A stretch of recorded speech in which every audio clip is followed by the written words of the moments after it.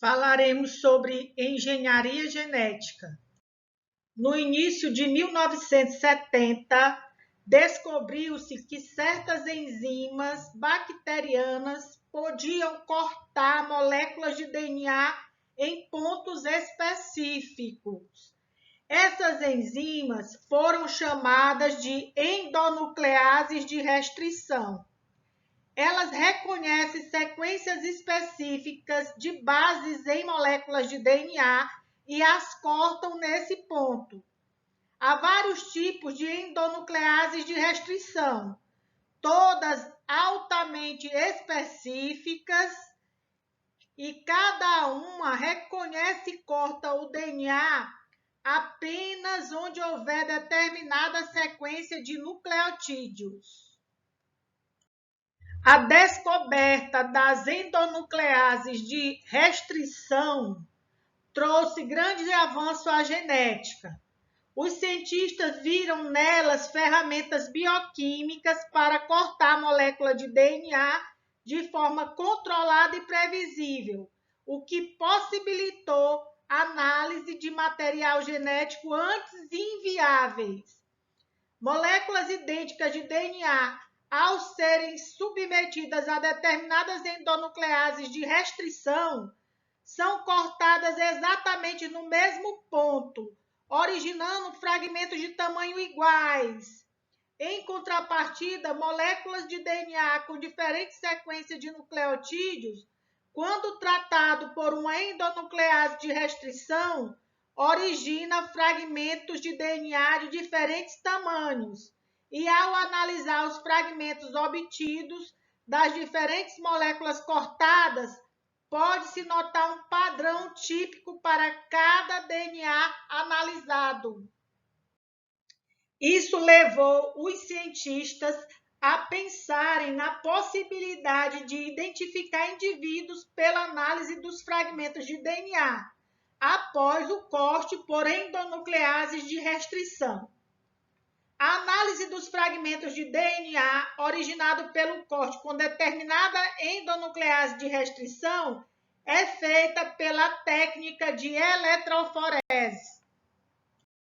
Para isso, inicialmente, realiza-se a extração do DNA do material biológico a ser analisado. Posteriormente, submete-se esse DNA extraído à ação de enzimas de restrição. Só então realiza-se a eletroforese. A eletroforese consiste em colocar os fragmentos de DNA em uma matriz de gel imersa em uma solução tampão e submetê-la a uma corrente elétrica. Com a diferença de potencial elétrico gerado entre as extremidades da placa de gel, os fragmentos de DNA que têm carga negativa migram para o polo positivo.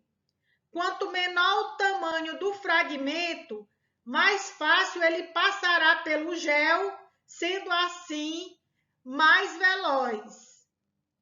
Quando o campo elétrico é desligado, fragmentos de DNA de mesmo tamanho que corriam lado a lado estacionam juntos em determinada posição, formando faixas na placa de gel. Terminada a eletroforese, a placa de gel é tratada com corantes capazes de evidenciar o DNA.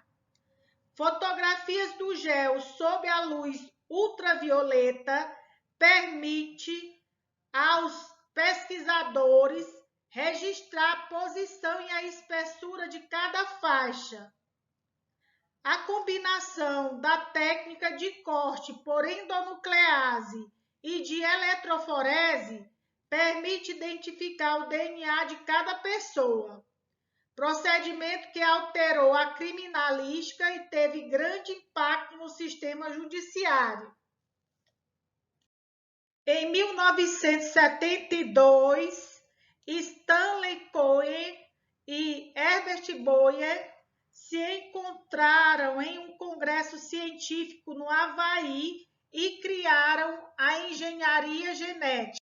A engenharia genética é um conjunto de técnicas que permite isolar e manipular genes e também transferi-los para outros indivíduos.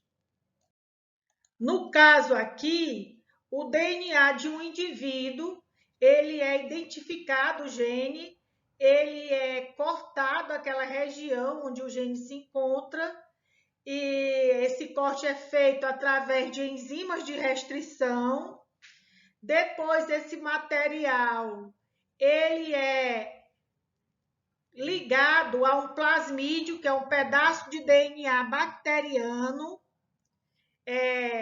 Ele é colado utilizando enzimas também, chamada de ligases. Posteriormente, esse plasmídio, com essa informação extra, né, ele é inserido em uma bactéria que passa a ter uma informação que anteriormente ela não tinha. Então, é chamado de uma bactéria geneticamente modificada, um organismo transgênico. Em 1977, conseguiu-se obter bactérias modificadas que produziam a somatostrofina, que é um hormônio humano que controla a produção de insulina e do glucagon. No ano seguinte, bactérias capazes de produzir insulina humana. O projeto Genoma Humano teve início em 1990 e tinha como meta sequenciar genes humanos para que com essas informações se pudesse simplificar e melhorar os métodos de diagnóstico de doença genética, promover o desenvolvimento de forma de tratamento e prevenção dessas doenças, aprofundar os estudos de evolução e filogenia dos seres vivos, entre outros. O projeto foi iniciado por duas agências governamentais estadunidenses, o Departamento de Engenharia e o Instituto Nacional de Saúde, com a participação de universidades e institutos de pesquisa de diversos países. A estratégia era dividir cada cromossomo em grandes fragmentos e determinar a sequência de nucleotídeo dos fragmentos adjacentes.